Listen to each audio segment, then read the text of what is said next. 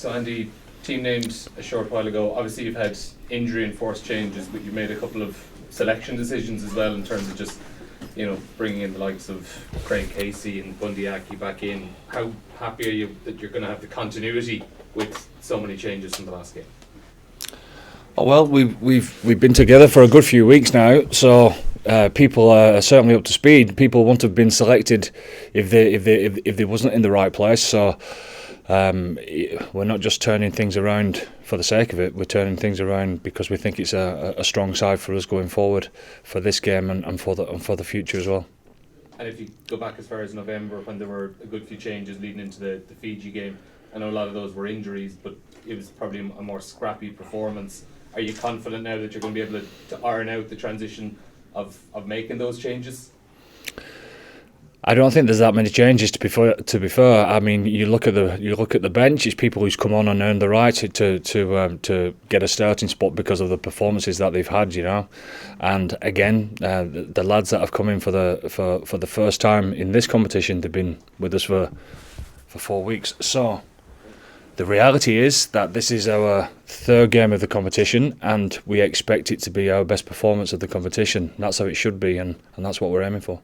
And for Ross Byrne, his first Six Nations start on Saturday, how pleased are you with what you've seen from him over the course of Well, he's been great, and he's earned the right to start. He's earned the right to run the team and transfer everything that we've seen within training to a performance that's got authority and takes his team with him. And at the same time, then himself and Craig Casey as a partnership, they've looked quite good together in the bits we've seen of them off the bench so far in the championship. Exactly, so they've earned the right to start, and from what we've seen so far, it's only a few days to the game, I know, but for what we've seen so far, it's been a good start to the week. Preparation's been great, and they seem ready for it. How beneficial, Andy, would have been for Craig and Ross to run the team all week? Like, this isn't like, they're coming in late in the day, they've had the responsibility. Yeah, it is, but in reality, we train 15 on 15 the whole time. They're doing the same thing for the last 4 weeks, so there's a reason why they've trained so well this week. Is because of that, probably. And Joey's obviously back in the wider squad. Yep. How has he kind of reacted, and what's he been like? He's been great. He's a tremendous professional anyway. It's exactly what you would expect of Joey, to come in, get across his stuff straight away, making sure that he's across his own job, and then he fitting into the team stuff first. So he's with us travelling to Italy as well. Is that a message as well to say, that he wasn't in the initial squad, but he's back in? It's a fluid situation. Well, we think he's a great player. Ross and Jack, we wanted to have a look at and keep developing, and Ross had earned the right, and there's a bit of feedback to Joey, and him coming back into camp. We get to have the chat again about his reflection on the feedback, etc.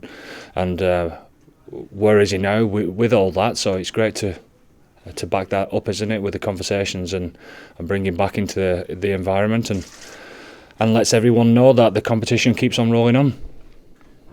About people earning the right to play, going well off the bench. With Bundy and Jack coming in this week, what have you seen specifically from them that's impressed you? Oh, just the fight and the want has been pretty impressive. But they've added with the performances when they've come off the bench, obviously. But they've been hungry to get a chance to start in this competition, and they've earned that right, in my opinion, through. Jack's carrying has been very strong, Bundy coming on against Wales and 2 or 3 poaches there in big moments, he brings a lot of energy, and they earn the right to start and show what they've got this week, and they're part of the reason why we expect a good performance.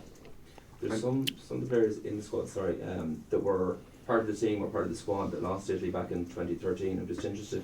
Have they spoken to the team at large, or have you noticed them talking to players? No. Their feet ground, anything like that? No.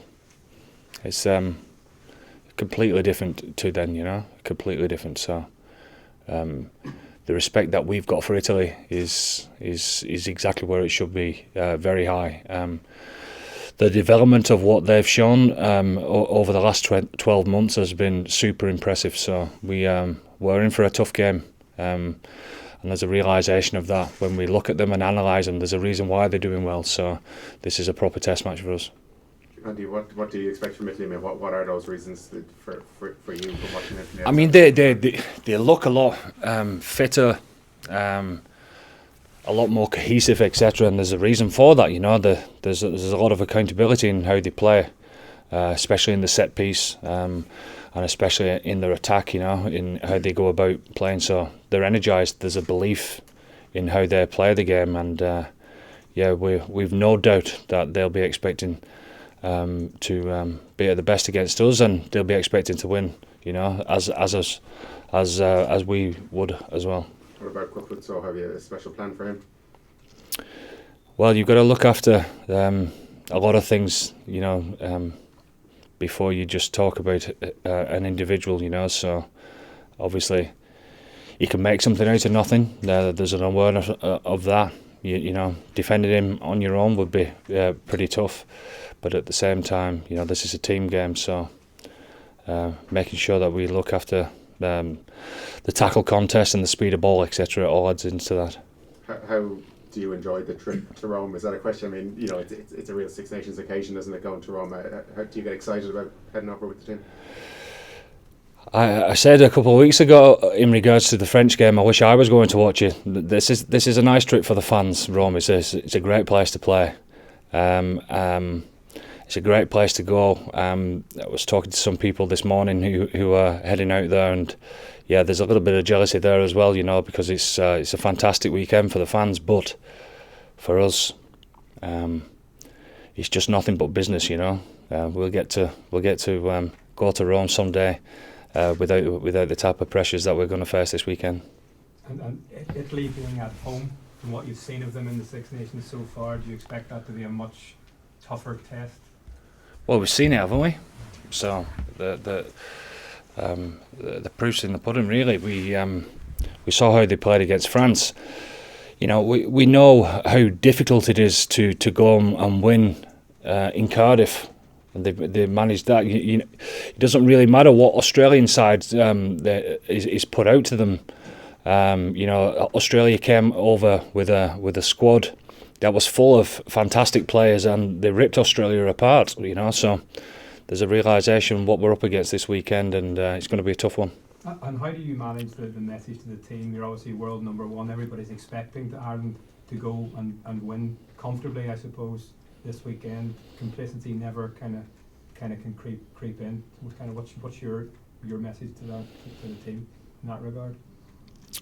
Well, there's obviously things that we need to get better at, and when I say to you that this is our third game and our performance should be better than the second one, so there's a fight and a want to get to that point.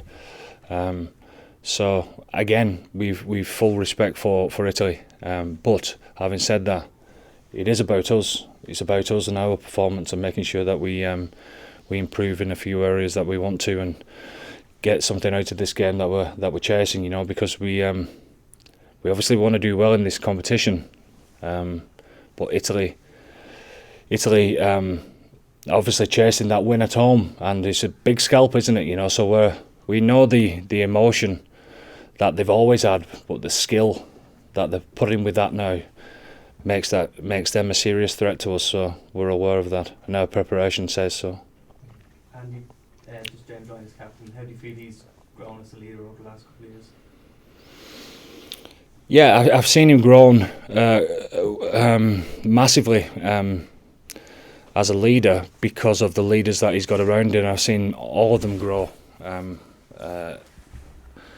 a huge way over the last couple of years, and James just happens to be one of those leaders who will put his hand up week in, week out, and lead from the front in how he performs on the field, and he's got massive respect in that regard. But his leadership off the field has been pretty impressive as well.